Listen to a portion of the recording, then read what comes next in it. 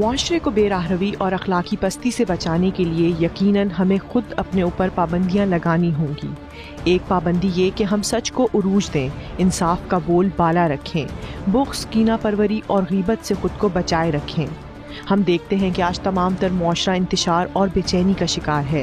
ایسا لگتا ہے کہ ہم صدیوں پہلے کی جہالت کے کالے دور میں داخل ہو رہے ہیں، اپنی اخلاقی روایات اور اقدار کو پس پش ڈال رہے ہیں۔ سب سے بڑھ کر یہ کہ اخلاقی تعلیمات سے فیضیاب نہیں ہو پا رہے، جو کہ زندگی کو ایک بہتر ڈگر پر چلانے کے لیے بہت ضروری ہے۔ آپ صلی اللہ علیہ وآلہ وسلم سے جب یہ پوچھا گیا کہ ایمان کا اعلیٰ ترین درجہ کیا ہے، تو آپ صلی اللہ علیہ وآلہ وسلم نے فرمایا حسن اخلاق۔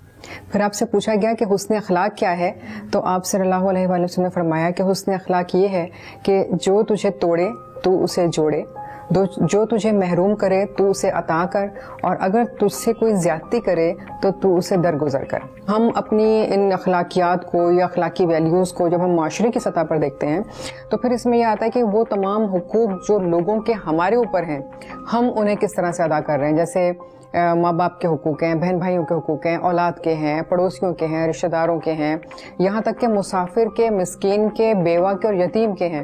وہ تمام حقوق کا ادا کرنا جو ہے وہ پھر اخلاقیات میں ہی شمار ہوتا ہے۔ پوری دنیا میں جو اسلام پھیلا تھا وہ تلوار کے زور پر نہیں بلکہ اخلاق کی بلندی اور اخلاق و کردار کی وجہ سے۔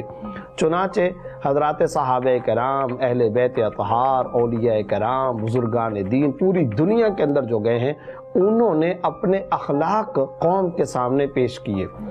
امام جعفر صادق کے بارے میں ایک بڑا عجیب واقعہ ہے کہ ایک مرتبہ کوئی وفد آیا اور اس وفد نے آ کر کے کہا کہ ہم تبلیغ کے لیے فلاں جگہ جا رہے ہیں، تو انہوں نے جواباً کہا کوشش کرنا کہ گفتگو کی ضرورت پیش نہ آئے۔ کیا مطلب؟ یعنی تمہارے اخلاق، تمہاری شخصیت، تمہاری پرسنالٹی، تمہارا کردار، کیریکٹر اتنا اونچا، اعلیٰ، بالا، عمدہ، شاندار ہونا چاہیے کہ لوگ تم سے متاثر ہو جائیں۔ ہمارے اسکولوں اور کالجوں میں اخلاقی آبیاری کا کوئی سامان موجود نہیں۔ یہی وجہ ہے کہ آج کا علم شاید ہی کسی کے لیے منافع کا سبب بنتا ہے۔ اخلاق سے رشتہ ٹوٹ جائے تو ہر چیز کے اثرات مضر ہی ہو جاتے ہیں۔ ہماری اپنی ثقافت کی احیاء ہم نے نہیں کی، اس کی پرورش ہم نے نہیں کی، اور اس کو ہم نے ٹائم نہیں دیا۔ تربیت ان اخلاقی قدروں کے سانچے میں اپنے بچوں کی ہم نے نہیں کی۔ چنانچہ اس دوران ایک اور حادثہ رونما ہوا۔ مغربی تہذیب نے ہماری تہذیبوں پر حملہ کر دیا، اور اس تہذیب کی وجہ سے اور مغربی تہذیب کی وجہ سے ہمارے بچوں میں ہماری اپنی تہذیب کی قدروں کا فقدان ہو گیا ہے، اور ہماری حکومتی سطح پر بھی ان تہذیبوں کو روکنے میں، اپنی تہذیب کو پروان چڑھانے میں کوئی کردار ادا نہیں کیا گیا۔ کوئی بھی ایجوکیشن یعنی جسے ہم تعلیم کہیں، وہ تربیت کے بغیر ایسا ہے جیسے کسی پرندے کے دو پر میں سے ایک پر کاٹ دیں آپ، وہ اڑ نہیں سکتا۔ تو تعلیم اور تربیت دونوں ایک ساتھ چلتے ہیں۔ باہر بندہ آیا، اس کے پیسے تھے میرے پاس، بیٹا آیا پھلا، اس کو بولو کہ نہیں ہے گھر پہ جی۔ اب مجھے آپ صرف یہ بتائیں کہ بچہ میری نصیحت کو پکڑے گا یا میرے اس ایکشن کو پکڑے گا کہ اس کو بولو کہ میں گھر پہ نہیں ہوں۔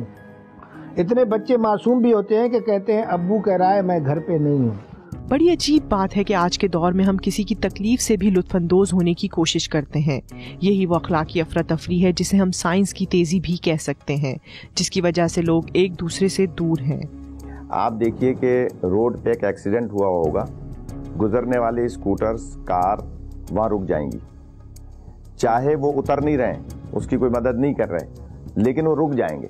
کیوں رک جائیں گے؟ اس لیے کہ آج کے دور میں تو چلیں کوئی اس سے موبائل سے اس کی تصویر بنا رہا ہے یا مثال کے طور پہ اس کو ریکارڈ کر رہا ہے، لیکن اس معاشرے میں جسے ہم ویسٹرن کنٹریز کہتے ہیں، اس معاشرے میں اگر کوئی کسی کی مدد کر رہا ہے تو اس کو اپریشیٹ کیا جاتا ہے، اس کو مشکوک نہیں بنایا جاتا۔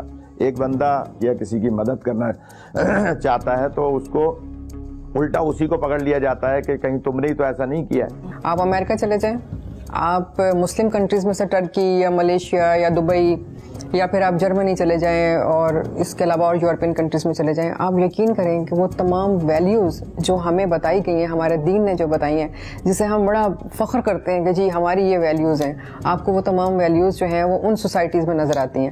مسلمان کا اور غیر مسلمان کا فرق صرف اتنا ہے کہ جب وہ یہ تمام اچھے کام کر رہا ہوتا ہے تو وہ اس کے ساتھ ثواب بھی حاصل کر رہا ہوتا ہے, نیکی کما رہا ہوتا ہے, اپنے رب کو راضی کر رہا ہوتا ہے.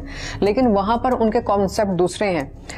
ان کا کانسیپٹ یہ ہے کہ یہ سوسائٹی کے رولز ہیں اور ہم نے کسی ایک شخص نے کسی دوسرے کو نہ تو تانا دینا ہے, نہ کوئی آواز کسنی ہے, نہ ہم نے ان کے اوپر کوئی کسی قسم کی کیچڑ اچھالنی ہے. اگر ہم ایسا کرتے ہیں تو سوسائٹی میں ہم ایکسیپٹیبل نہیں ہیں.